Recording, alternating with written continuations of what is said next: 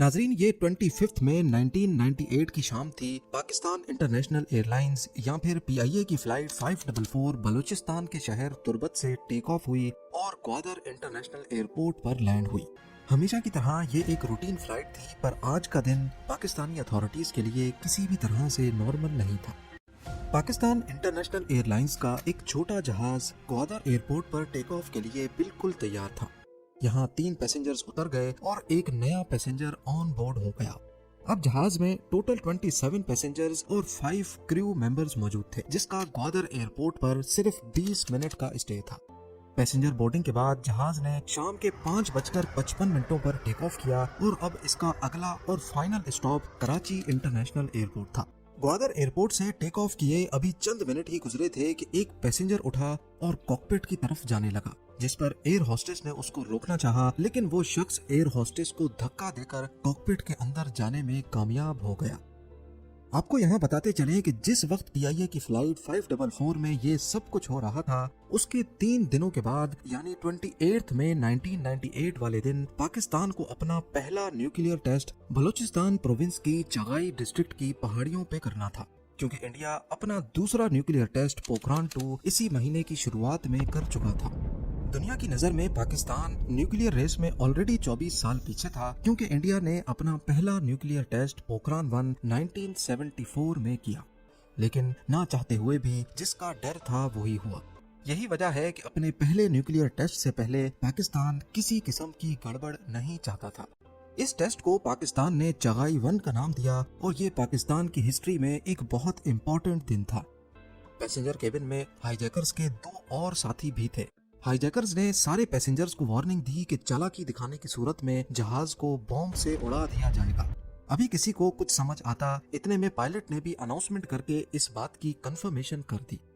Balochistan province south में मौजूद पाकिस्तान की सबसे बड़ी प्रोविंस है।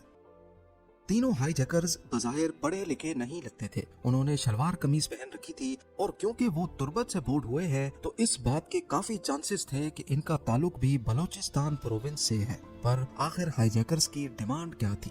लेकिन 1947 में पाकिस्तान और इंडिया का पार्टीशन हो गया और बलूचिस्तान को पाकिस्तान की प्रोविंस डिक्लेयर कर दिया गया। ब्रिटिश इंडिया के दौर से ही यहाँ के कुछ कबीले अपना अलग मुल्क चाहते थे। तब से लेकर बलूचिस्तान के कुछ कबीले पाकिस्तानी गवर्नमेंट के खिलाफ हैं और बलूचिस्तान के नेचुरल रिसोर्सेज को इस्तेमाल करना इनको अच्छा नहीं लगता। पर दूसरी तरफ पाकिस्तानी गवर्नमेंट का पॉइंट है कि यहाँ गिने चुने लोग ही रहते थे, जिनको न्यूक्लियर टेस्टिंग से पहले ही दूसरे एरियाज में शिफ्ट कर दिया गया था।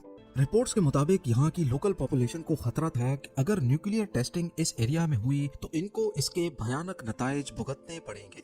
28 मई 1998 को अपना पहला न्यूक्लियर टेस्ट भी पाकिस्तान को बलूचिस्तान की चगाई डिस्ट्रिक्ट में ही करना था।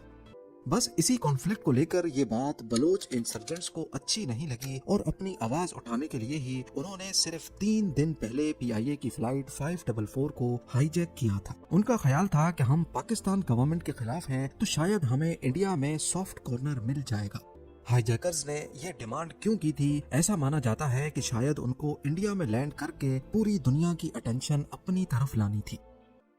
फ्लाइट 544 के कैप्टन ने बंदूक की नोक के नीचे जहाज की डायरेक्शन इंडिया की तरफ कर दी, पर हाईजैकर्स को ये मालूम नहीं था कि कैप्टन ने चुपके से एयरक्राफ्ट का ट्रांसपोंडर हाईजैक मोड में कर दिया है, जिससे ग्राउंड पर ट्रैफिक कंट्रोलर को सिग्नल जा चुका था कि ये जहाज हाईजैक हो चुका है। इतने में पायलट ने हाईजैकर को कहा कि ये छोटा फोकर F-27 जहाज है, जिसमें इतना फ्यूल नहीं होता कि हम सीधा 1100 किलोमीटर दूर न्यू दिल्ली जा सके, लिहाजा जहाज को कहीं रिफ्यूलिंग के लिए लैंड कराना पड़ेगा। हाईजैकर्स इस बात पर राजी हो गए तो पायलट ने कंट्रोल टावर से राब्ता किया और भुज एयरपोर्ट पर लैंडिंग की परमिशन मांगी। हाईजैकर्स का भी ऐसा ही कोई प्लान था, पर यहाँ पायलट उजैर खान ने चालाकी दिखाई थी। पूरे पाकिस्तान के एयरपोर्ट्स पर पहले से इंफॉर्मेशन पहुंच चुकी थी कि फ्लाइट 544 हाईजैक हो चुकी है और सबसे बड़ा मसला ये था कि हाईजैकर्स इस एयरपोर्ट को इंडिया का भुज एयरपोर्ट समझ रहे हैं। आगे से हैदराबाद एयरपोर्ट की अथॉरिटीज ने भी खुद को भुज एयरपोर्ट ही जाहिर करते हुए कैप्टन को लैंडिंग की परमिशन दे दी, जिसकी वजह से हैदराबाद एयरपोर्ट का कंट्रोल टावर भी पहले से अलर्ट था। इस वक्त रात हो चुकी थी और अब पूरे हैदराबाद में इमरजेंसी डिक्लेयर हो गई। इसके अलावा लोकल एडमिनिस्ट्रेशन के साथ मिलकर पूरे हैदराबाद सिटी को ब्लैकआउट कर दिया गया। लेकिन ये सब कुछ इतनी अचानक से हुआ कि किसी को भी अगला प्लान ऑफ एक्शन मालूम नहीं था। रेंजर्स और पुलिस की गाड़ियां एयरपोर्ट पर ही अपनी लाइट्स बंद करके खड़ी हो गई। एयरपोर्ट अथॉरिटीज को कहा गया कि वो फौरन पूरे एयरपोर्ट से तमाम निशानात मिटा दें जिससे एयरपोर्ट की पहचान होती है। एयरपोर्ट अथॉरिटीज ने टर्मिनल बिल्डिंग पे लिखा हुआ हैदराबाद का नाम छुपा दिया, पूरे एयरपोर्ट से साइन बोर्ड्स हटा दिए, लाइट्स ऑफ कर दी और यहाँ तक के बिल्डिंग पे लगे पाकिस्तान के झंडे को हटाकर इंडिया का झंडा भी लहरा दिया गया। डरा सहमा हुआ ग्राउंड इंजीनियर एयरपोर्ट अथॉरिटीज के पास आया और पुलिस के सामने हाईजैकर्स की डिमांड रख दी। उनकी सबसे बड़ी डिमांड बलूचिस्तान में न्यूक्लियर टेस्टिंग को रोकना था। उनको बताया गया कि Pakistan high commissioner new Delhi से निकले हैं और उनको यहाँ पहुँचने में थोड़ा वक्त लगेगा। एक मौके पर तीनों ने एक साथ हाईजैकर्स पर झपटा मारा और उनको काबू करके उनसे वेपन्स छीन लिए। बाद में मालूम पड़ा कि उनके पास कोई बॉम्ब भी नहीं था। इस पूरे क्लाइमेक्स में कोई कैजुअल्टी नहीं हुई और तमाम पैसेंजर्स को सेफली वापस उसी जहाज में कराची रवाना कर दिया गया।